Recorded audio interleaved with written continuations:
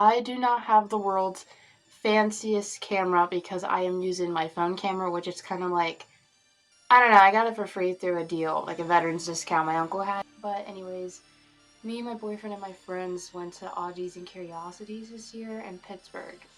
And we spent probably around $378. I think I exactly counted that. Last year I could not spend that much because at the time I gave myself a $20 spending limit and I went a little bit over. I think I spent 50. So I wanted to spend a lot more this time and I did. And it's between me and him. But here's all the cool shit I got. So firstly, I really wanted a wet specimen, and in my idea I wanted octopus tentacles, but I found something way cooler that I felt like spoke to me more, which is a sheep brain. It was $60. I mean, I have really nothing else to say about it other than, it's cool. I'm not really that expressive. I ended up talking to this really cool guy who had this like really vampiric setup. I don't remember his name, but I remember his shop name though, because he's the only one I asked, which was the glass coffin, and I really wanted like everything he was selling. But I got two things, which was this painting, which is one of my favorite paintings ever. I originally meant to print this out and put it in like a photo case so I can hang it up on my wall, but he was selling this for $25 and it's a lot more sturdier. It's like kind of like one of those type of pictures you put on your wall that are printed on a box or a piece of cardboard, you know what I mean? So yeah, sorry, I sound a little bit sick because I have been sick for the past 2 weeks.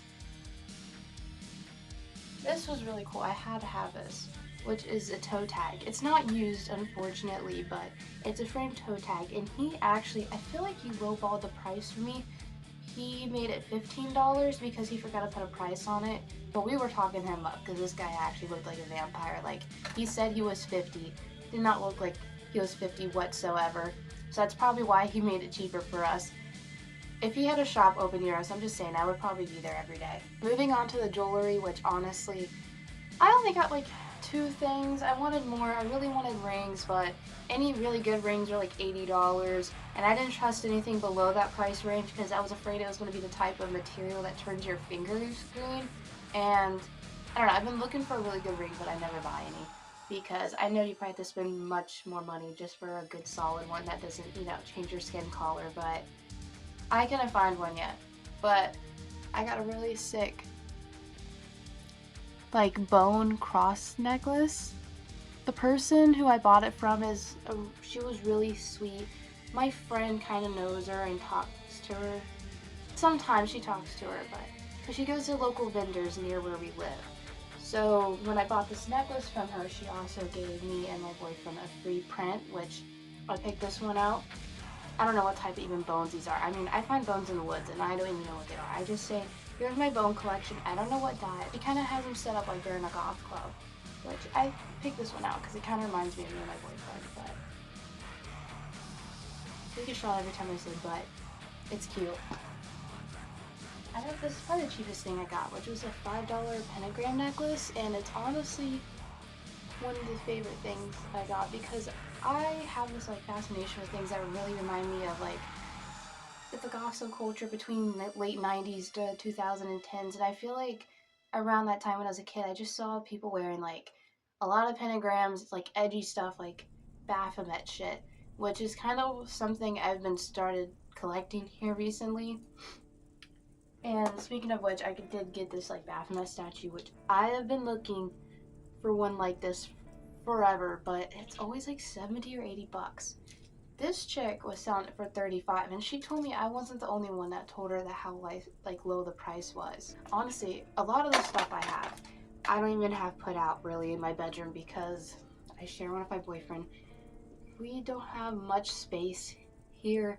We're waiting for our own apartment, so in the back of my head, this picture was just for our future apartment because I've always wanted this in the living room. And now that I have it, it just kind of stays in the package until me and him are ready.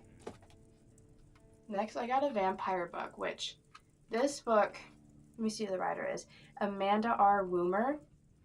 I asked her is this book like the history of vampires in films or history of vampires overall? And she said both, which I had to buy.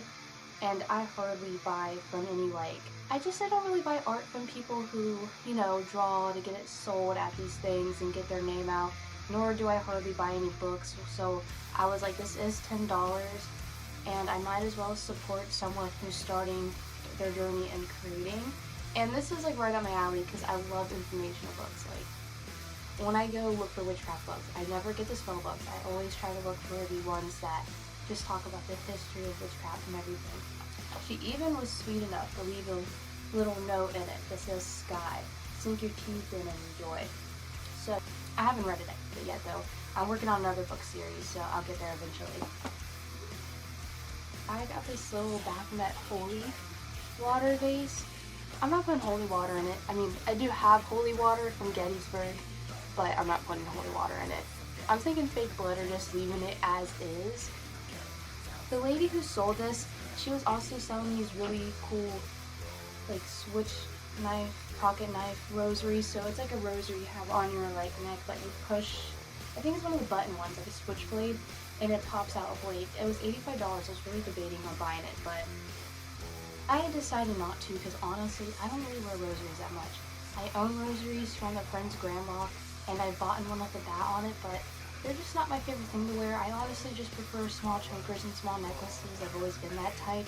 But if I feel like, I don't know, looking the craft inspired, I'll go for one. This is the first thing I ever bought, and when I tell you, I love collecting perfume, and it was really hard for me not to go to every vendor that was selling shit that smelled good and buy it. It was difficult. I just didn't want to spend most of my money on stuff I already have a lot of. But I got perfume oil, and I can't really see what it says, but it says Harvest, and it smells really good. I would say it smells like fall, but it also smells like Christmas to me, but in a weird, dark way. My boyfriend thinks it leaves a ginger smell on me, which I agree, but usually when you buy perfume at places like this, they only last maybe an hour. I'm so sorry, my cat is like really fighting to get in the room. Hold on. But anyways, like I said, this perfume lasted me basically until I got home after a 7-hour, 30-minute shift. It didn't even have the notes on it. It's from Scream and Sugar Soap Co. Next, I got this Goldberry candle, and the notes say candied berries, tart citrus, whipped cream, sugar, and sweet musk. From the Waxy Moon Candle Shop. This smells literally amazing. Like, everyone I told to smell this could not pinpoint what it reminds them of. I just know it just smells nostalgic to me, and I actually do like sweet smells a lot, and my boyfriend's mom said it kind of smells like one of those strawberry, like, shortcake dolls, and I agreed. My friend picked this up and told me to sniff it, and once I smelled it, I, like, immediately grabbed it. I was like, are you buying this? No? Okay, well, I'm buying it, so it's mine now, and I had to get this. I have no room for this in my bedroom, so it's for my future house. I was thinking maybe to light up a hallway or my bathroom, but this is like a rib cage with a heart in it, like a realistic heart. Heart doesn't glow, which I thought it did, but it kind of glows from the back. I don't know why I thought the heart glowed, and obviously the light bulb was in the back. But regardless, this thing was super cute. I love it so much. My friend got one too, because my friend's obsessed with hearts, so I was like, you have to come and see what this is. Now, I only got one more thing, which was like the most expensive thing me and my boyfriend got together. And it was something I saw on the internet that I knew I was going to buy if I saw it in person. And this is a Jesus on a cross, but a blogger. I don't know if I can actually say that. This was $100. Like I said, I saw this online. It was advertised. I think on the Instagram account, or someone else was showing it off. But this is the last thing I got. Honestly, I expected to get more, but I'm pretty happy with what I got.